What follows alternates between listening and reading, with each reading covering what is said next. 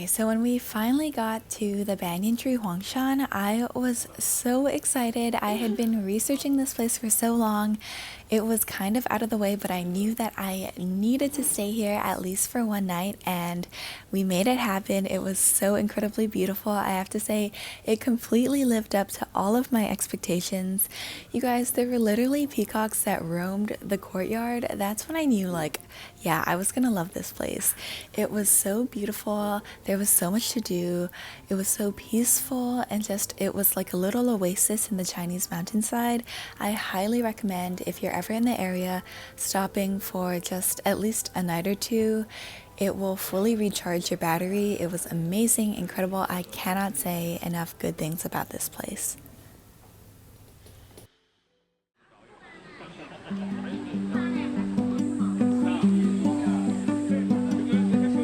Telling her to calm down.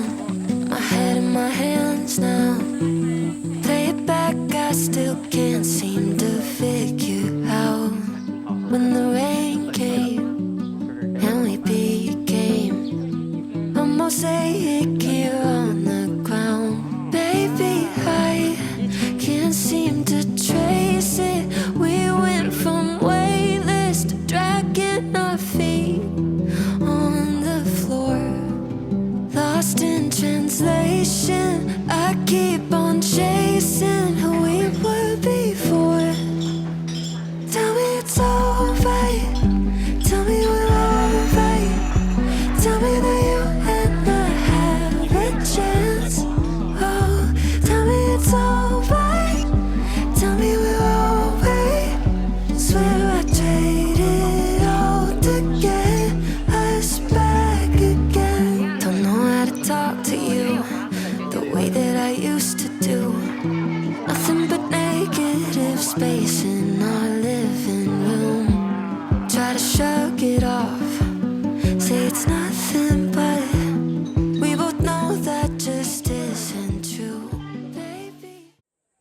Exploring the town of Hongcun was one of my favorite parts of the entire trip because it is seriously just the most beautiful place. It's so lively on a sunny day. Literally, I feel like nothing can beat it. We saw so many couples, so many families, tour groups.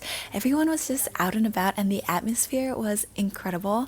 You can rent a guide at the beginning when you get there, so you don't have to book a tour ahead of time or anything like that.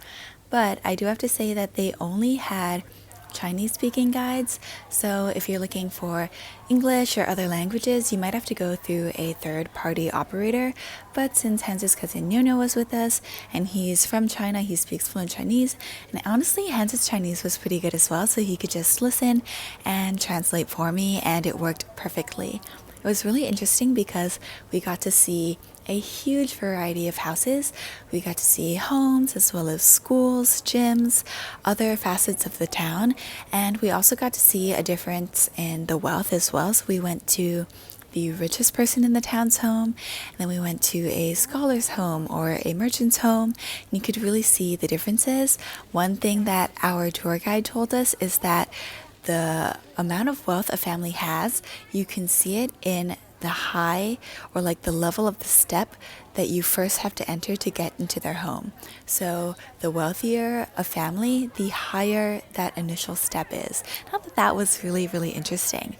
Another fun fact about Hongcun is that this is the home, like birthplace of all of the Wangs. So people with the last name Wang, like Wang, they're all from the single common shared ancestor from Hongcun, because that OG guy was here and you can see his portrait everywhere throughout the town. And she was even telling us that like maybe 90% of the population of the town, like their last name is all still Wang, because it's just so prominent and everywhere and so widespread here.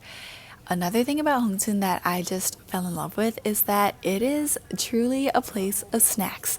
I completely adored these xiaobings. So, and just cousin Nyonya, literally, he was like on the lookout for them because I was like, oh my gosh, this is so good.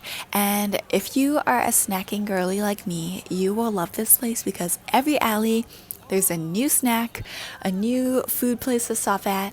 I do have to say, I know that they're trying to sell you things, and that's why they're being so nice and like generous. I'm sure they're kind people otherwise as well, but it's almost like a Costco. Like, we were walking through and they were giving us so many free samples to get us to buy more, but you can honestly fill up on the samples. It was so cool. It's also an art town because it's just so beautiful. So our guide was saying that almost 30 to 40,000 art students come here every single year just to paint it, and it's really cool because they are painting the scenery and you can actually buy the art from them as like a cute little memento to take home. And since they're students, they want some extra spending money, pocket change, and it's just like the perfect little relationship. We ended our time there by stopping at this cute little cafe with rubber ducky cups that his cousin found online. And this is just like a pro tip because you have an excellent view of the central courtyard from the second story of this cafe. Everything was so enjoyable. It was the perfect way to just cool off and enjoy all of the snacks that we had accumulated throughout the day. Everything was so tasty. I had the time of my life. I would 10 out of 10 recommend. This is honestly, in my opinion, a must see. Are we just smaller versions of a bigger home? Are you the rivers in your veins? Am I the flakes that become snow? And you might believe that everything is broken. Fragments of sentences we haven't spoken. But maybe, are we just jagged lines across a buried sea? Are the shapes inside a sundisk the same as the arms of trees? And saying we're a shell of what we used to be. Maybe we're smaller. Are we just smaller? And I get lost in finding comfort this time. Fractals all around us in hopes that I have found us. There's beauty in these broken designs. Now I know there is nothing to be fixed. Oh, can we exist unfinished? After our incredible massage, we headed over to a nearby town via the golf cart, which is a complimentary service from the hotel. Then we decided to walk around a bit, but there weren't really many options open. We were basically deciding between two different restaurants, and we decided to settle on the one closer to us. There were so many options, but everything was all in Chinese. Even Hans was saying like, oh my gosh, this handwriting is definitely difficult for even me to read. And that was the menu. It was just written in chalk on this board right then and there.